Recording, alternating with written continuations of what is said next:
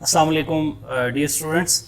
आज हम शुरू करने जा रहे हैं मैथ का चैप्टर फर्स्ट, जो कि है मैट्रिक्स एंड डिटर्मिनेंट्स। और ये है हमारे पास क्लास 9 के लिए, क्लास 9। जो ये चैप्टर है इसके नाम है जी मैट्रिक्स एंड डिटर्मिनेंट्स। तो जो पहला हमारे पास हमारे ज़हन में आता है मैट्रिक्स, तो मैट्रिक्स क्या है। मैट्रिक्स की एक सिंपल सी डेफिनेशन मैंने यहाँ पे लिखी है, मैं आपको भी बताता हूँ कि arrangements of numbers in a rows in columns enclosed with a square bracket. अगर हम नंबर्स को अरेंज करें रोज में और कॉलम्स में, ठीक है, ये जो हॉरिजॉन्टल होंगी ये रोज होंगी और जो वर्टिकल होंगे ये कॉलम होंगे। तो हमने नंबर्स को अरेंज करना है रोज में और कॉलम्स में और उसको इनक्लोज कर देना है किस में जी, स्क्वायर ब्रैकेट में। तो हमारे पास बन जाएगा मैट्रिक्स। जिस तरह मैंने एक मैट्रिक्स लिखा है यहाँ पे, हम लिखते हैं जी ए इक्वल, और जब भी हम मैट्रिक्स लिखेंगे तो हमने उसको डिनोट करना है किसके साथ, कैपिटल लेटर के साथ। जैसे मैंने लिखा है ए इक्वल 3 2 1, ये रो है जी, और 5 6 2 ये सेकंड रो है। इसी तरह से इसमें जो कॉलम है हमारे पास 3 5 2 6 1 2, horizontal rows and vertical columns. तो हमने कहा कि नंबर्स की अरेंजमेंट रोज में और कॉलम्स में जब उसको हम स्क्वायर ब्रैकेट के अंदर इंक्लोज करेंगे तो हमारे पास बन जाएगा मैट्रिक्स। अब नेक्स्ट जो डेफिनेशन है इस चैप्टर में वो है ऑर्डर ऑफ मैट्रिक्स। मैट्रिक्स का ऑर्डर होता है क्या, the number of rose and columns in a matrix specify it's order, कि किसी भी मैट्रिक्स में नंबर ऑफ रोज कितनी है और नंबर ऑफ कॉलम्स कितने हैं, तो वो उसका बन जाएगा जी ऑर्डर। जैसे मैंने यहाँ पे कुछ एग्जांपल लिखी हैं। एक हमारे पास मैट्रिक्स है 3 5 2 8, तो यहाँ पे हमें पता है हॉरिजॉन्टल रोज हैं जबकि वर्टिकल कॉलम्स हैं, तो यहाँ हॉरिजॉन्टल 2 रोज आ गई और 2 कॉलम्स। तो इसका ऑर्डर हमने लिखा है 2 क्रॉस 2। इसमें भी आपने याद रखना है कि जब भी आप मैट्रिक्स का ऑर्डर लिख रहे हों तो आपने पहले रो लिखना है और फिर कॉलम। और अगर कहीं लिखा हुआ है तो वहाँ पे भी अंडरस्टूड है कि पहले जो लिखा होगा वो रोज को रिप्रेजेंट करेगा और सेकंड जो होगा वो कॉलम के लिए होगा। एक और मैट्रिक्स हमारे पास 1 3 2। अब यहाँ पे हमारे पास हमें नज़र आ रहा है कि एक कॉलम है इसमें और रोज कितनी है जी, रोज है यहाँ पे 3, तो इसका ऑर्डर बन जाएगा 3 क्रॉस 1। फिर इसी तरह से सेम यहाँ पे हमारे पास जो मैट्रिक्स है इसमें एक हमें रो नज़र आ रही है और कॉलम कितने 3, तो इसका ऑर्डर हो जाएगा 1 क्रॉस 3। नेक्स्ट डेफिनेशन है हमारे पास इक्वल मैट्रिक्स। इक्वल मैट्रिक्स क्या होते हैं जी, 2 matrix A and B are said to be equal if following condition met. कौन सी कंडीशन है, 2 कंडीशन है इसके लिए। हमारे पास जो ये पहली कंडीशन है, order of A should be equal to order of B and their corresponding entries are equal. अच्छा, ये जो क्रॉसपेंडिंग एंट्रीज हैं या एलिमेंट्स हैं ये क्या होते हैं कि जिस तरह से हमने एक पोजीशन वेक्टर यहाँ पे जो एक मैट्रिक्स लिखा है जिसमें हमने पोजीशन वेक्टर भी लगाए हुए हैं यहाँ पे, कि जो पोजीशन को जाहिर कर रहे हैं A11 का मतलब है कि first row first column, A12 first row second column, ये ऑर्डर लिखा हुआ साथ। फिर A2 का मतलब सेकंड रो और फर्स्ट कॉलम, इसी तरह से second row and second column. तो यहाँ पे फर्स्ट किया 4 है, तो 4 हमें पता है कि ये फर्स्ट रो है और सेकंड कॉलम है, तो ये वाला 4 इक्वल होना चाहिए किसके जी, इसके, ठीक है। 3 + 1 4 और ये यहाँ पे 4। इसी तरह से हमारे पास ये जो एलिमेंट है 2 - 1 दैट इज इक्वल 1, तो इधर भी क्या है 1। तो ये जब ये 2 कंडीशन मेट हो जाएंगी, कौन से वाली, पहली कंडीशन ये होगी कि इसका ऑर्डर सेम हो, कि इस मैट्रिक्स ए के भी 2 रोज हैं 2 कॉलम्स हैं जबकि इधर भी 2 कॉलम्स इन 2 रोज। ऑर्डर हो गया सेम, पहली कंडीशन फुलफिल होगी। दूसरी कंडीशन ये है कि जो हमारे क्रॉसपेंडिंग एलिमेंट्स हैं, जैसे यहाँ 4 है इधर भी आपको 4 नजर आ रहा है, ये 2 है तो इधर भी आपको 2 नजर आ रहा है, इधर 1 है तो ये भी 1 है, ये 8 है तो यहाँ पे 5 + 3 भी 8 होता है। तो इसका मतलब है कि ए क्या होगा जी, ए मैट्रिक्स जो होगा वो इक्वल हो जाएगा किसके, बी के। हमारे पास अभी नेक्स्ट जो टॉपिक है वो है जी टाइप्स ऑफ मैट्रिक्स। तो मैंने ये कुछ टाइप्स यहाँ पे लिखी हैं, जिसमें पहली है रो मैट्रिक्स। रो मैट्रिक्स जैसे नाम से ज़ाहिर होता है row and then matrix. Row matrix mean ऐसा मैट्रिक्स जिसकी सिर्फ एक रो हो। जैसे मैंने लिखी है इसकी definition, a matrix having only one row is called row matrix. तो एग्जांपल हमारे पास इसकी है जी 3 2 1, क्योंकि इस मैट्रिक्स में हमारे पास सिर्फ एक ही रो है तो ऐसे मैट्रिक्स को हम कहते हैं रो मैट्रिक्स। इसी तरह से हमारे पास इसकी जो एक और डेफिनेशन है हमारे पास कॉलम मैट्रिक्स। कॉलम मैट्रिक्स क्या होता है, जैसे रो मैट्रिक्स था सेम उसी तरह से हमारे पास है कॉलम। कॉलम ऐसा मैट्रिक्स जिसमें सिर्फ एक कॉलम हो। अ matrix having only one column is called column matrix. तो इसके नेक्स्ट हमारे पास है जी रेक्टेंगुलर मैट्रिक्स। ये रेक्टेंगुलर क्या होता है, जैसे रेक्टेंगल से है रेक्टेंगुलर। रेक्टेंगल क्या होती है, a closed figure having 4 sides and opposite sides are equal. तो अब ये रेक्टेंगल आपको नज़र आ रही है, मैंने ड्रॉ की है। सेम इसी तरह से हमारे पास रेक्टेंगुलर मैट्रिक्स भी है। A matrix in which number of rows are not equal to number of columns is called rectangular matrix. यानी ऐसा मैट्रिक्स जिसमें रोज बराबर ना हो किसके जी, उस मैट्रिक्स के कॉलम के। तो हमने यहाँ पे एक छोटा सा ये मैंने लिखा है ब्रैकेट में m not equal to n। m किसको रिप्रेजेंट कर रहा है यहाँ पे, रोज को, और n किसको जी, कॉलम्स को। तो रोज बराबर नहीं होंगी किसके, कॉलम्स के। तो ऐसे मैट्रिक्स को हम क्या कहेंगे जी, रेक्टेंगुलर मैट्रिक्स। यहाँ पे जैसे हमारे पास एग्जांपल ये 3 2 1 5 2 6, तो यहाँ पे 2 रोज हैं और कॉलम कितने हो गए 3। तो हमारे पास इसका ऑर्डर बनेगा 2 क्रॉस 3। तो 2 नॉट इक्वल टू 3 यानी रोज इक्वल नहीं है कॉलम्स के। तो इसका मतलब ये हुआ कि ये रेक्टेंगुलर मैट्रिक्स है। नेक्स्ट है हमारे पास स्क्वायर मैट्रिक्स। स्क्वायर मैट्रिक्स क्या है जी, जैसे स्क्वायर होती है हमारे पास a close figure having 4 equal sides. 4 equal side है तो ऐसा मैट्रिक्स जिसमें क्या हो, नंबर ऑफ जो रोज हैं वो बराबर हो जाएंगे किसके जी, नंबर ऑफ कॉलम्स के। तो हमने इसकी डेफिनेशन क्या लिखी है, matrix in which number of rows are equal to number of columns is called square matrix. Example क्या है उसकी 2 4 1 8। तो इसमें जनाब 2 है हमारे पास कॉलम और 2 हैं रोज। इसका ऑर्डर हो जाएगा 2 क्रॉस 2। तो ये बन गया हमारे पास स्क्वायर मैट्रिक्स। नेक्स्ट है वेरी सिंपल, नल और zero matrix. A matrix is said to be null matrix if its all entries equal to 0, कि उसके सारे एलिमेंट जो हैं वो 0 के बराबर हो जाएंगे। तो हमारे पास क्या बन जाएगा जी, नल मैट्रिक्स। इसके बाद है हमारे पास डायगोनल मैट्रिक्स। डायगोनल, स्केलर और आइडेंटिटी, ये 3 हैं। तो इसको अगर आप गौर से समझेंगे तो अगले जो 2 नेक्स्ट आने वाले वो आसान हो जाएंगे। जो डायगोनल मैट्रिक्स है हमारे पास, a matrix A is called diagonal matrix if at least one element of its diagonal is not equal to 0 and all other entries equal to 0। Concept इसमें एक ही है, सिर्फ आपने ये समझना है कि ये इसका प्रिंसिपल डायगोनल है जी, ये वाला लेफ्ट टू राइट। ठीक है, डायगोनल तो वैसे ये भी है लेकिन ये माइनर है। प्रिंसिपल कौन सा है, ये 2 0 और 8। इस डायगोनल के ऊपर एटलीस्ट कोई एक एलिमेंट ऐसा हो जो 0 के बराबर ना हो तो डायगोनल मैट्रिक्स हो जाता है। जैसे मैंने ये 3 एग्जांपल लिखी हैं, तो यहाँ पे इस डायगोनल के ऊपर 2 एलिमेंट जो हैं वो नॉन जीरो हैं, 2 और 8, बाकी सारे 0। इसी तरह से एक दूसरा मैंने लिखी एग्जांपल इसकी कि इसमें हमारे पास डायगोनल के ऊपर कितने हैं जी, 3 हैं जो तीनों नॉन जीरो हैं, 5 8 और 6। और लास्ट वन में हमने कहा कि एटलीस्ट 1, अगर एक 8 भी इसमें, ये जो प्रिंसिपल डायगोनल है ये नॉन जीरो आ जाता है, बाकी सारे 0 आ जाते हैं। तो ऐसे मैट्रिक्स को हम क्या कहेंगे, डायगोनल मैट्रिक्स कहेंगे।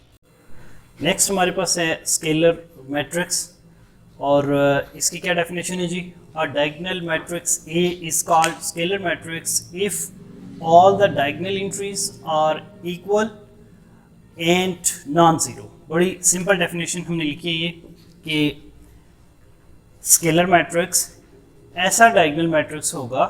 अब डायगोनल मैट्रिक्स कौन सा होता है जी, कि जिसमें डायगोनल के ऊपर कोई एक नॉन ज़ीरो हो और डायगोनल के अलावा जो बाकी सब एंट्रीज हैं वो 0 हो जाएं।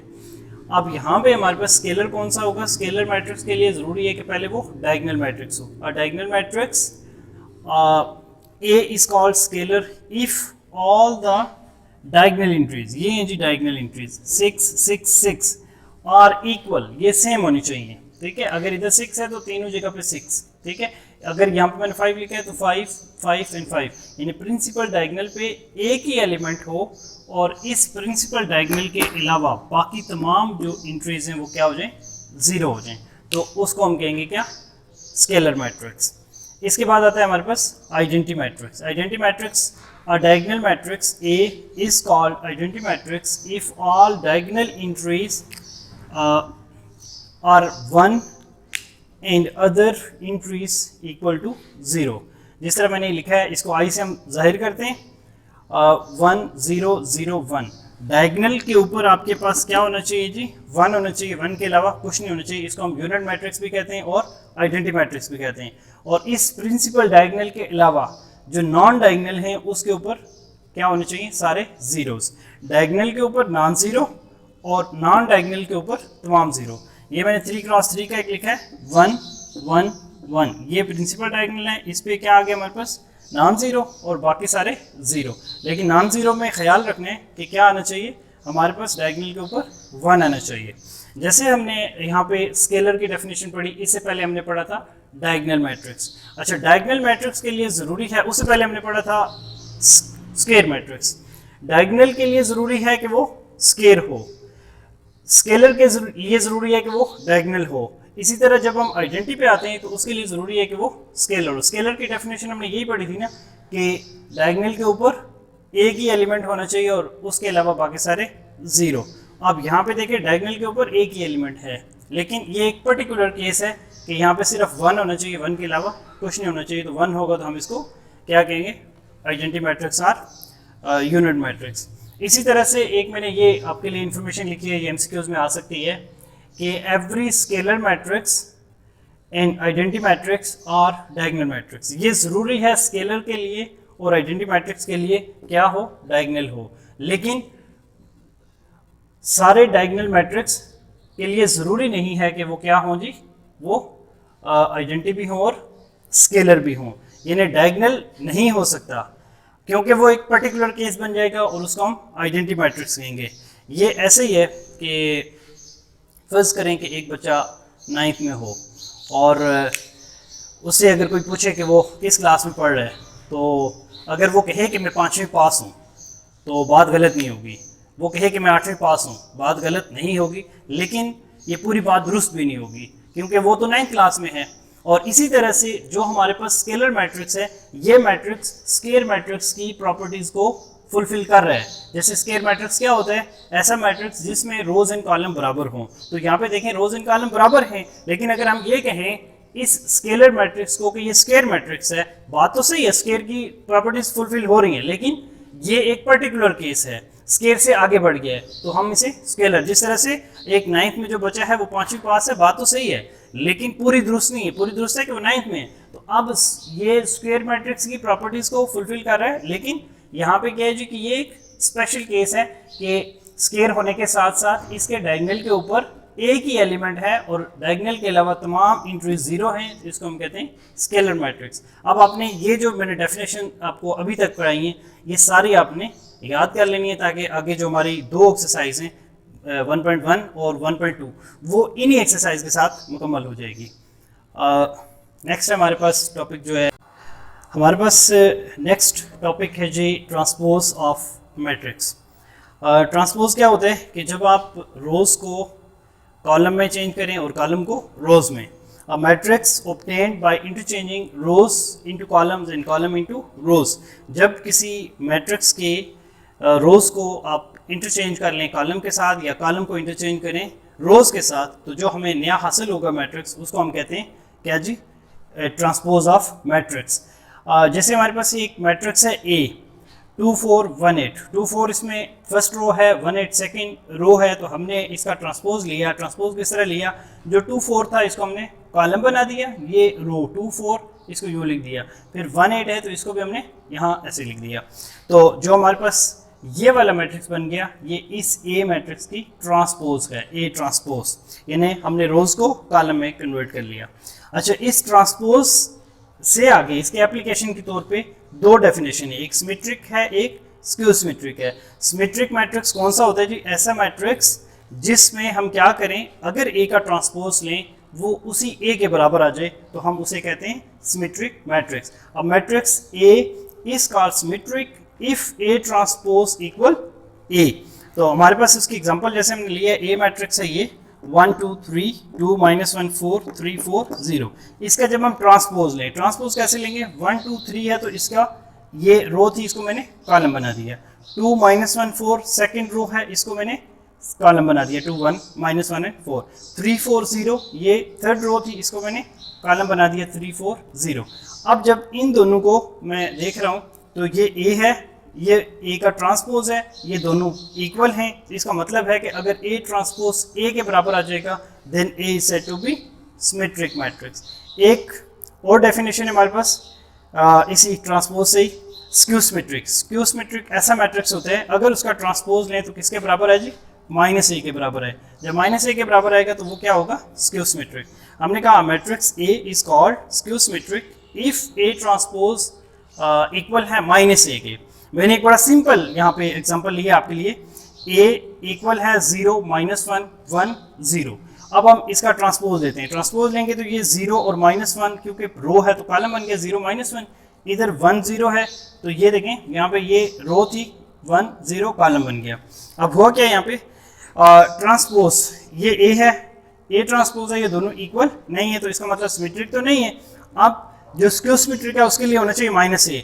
अगर इसमें से ट्रांसपोज में से हम माइनस कॉमन ले लें तो ये माइनस वाला जो होगा ये हो जाएगा पॉजिटिव और ये प्लस का है तो ये हो जाएगा नेगेटिव। तो अब इसको और इसको हम अगर कंपेयर करें तो A हो जाएगा किसके बराबर, A ट्रांसपोज के।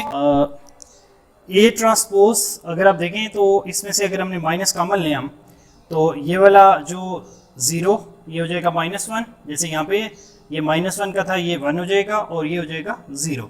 तो अब हम A को कंपेयर करें इस A ट्रांसपोज के साथ, जब हमने माइनस कॉमन ले लिया तो हम देखते हैं कि 0 -1 1 0 0 -1 1 0। इसका मतलब ये हुआ कि A इक्वल हो जाएगा A ट्रांसपोज के और विद दिस नेगेटिव साइन, तो इसका मतलब है कि A ट्रांसपोज इक्वल माइनस, और ये तो A है -A के, तो लिहाजा जो हमारे पास ये वाला A है A मैट्रिक्स, ये हो जाएगा क्या जी, स्क्यू सिमेट्रिक। क्योंकि हमने स्क्यू सिमेट्रिक की डेफिनेशन में पढ़ा था कि अगर उसका ट्रांसपोज लें तो वो -A के बराबर आता है, तो ऐसे मैट्रिक्स को हम क्या कहते हैं जी, स्क्यू सिमेट्रिक। ये कुछ बेसिक डेफिनेशंस थी इस चैप्टर से रिलेटेड और बल्कि पहली 2 एक्सरसाइज से रिलेटेड, तो वो हमने कंप्लीट कर ली हैं।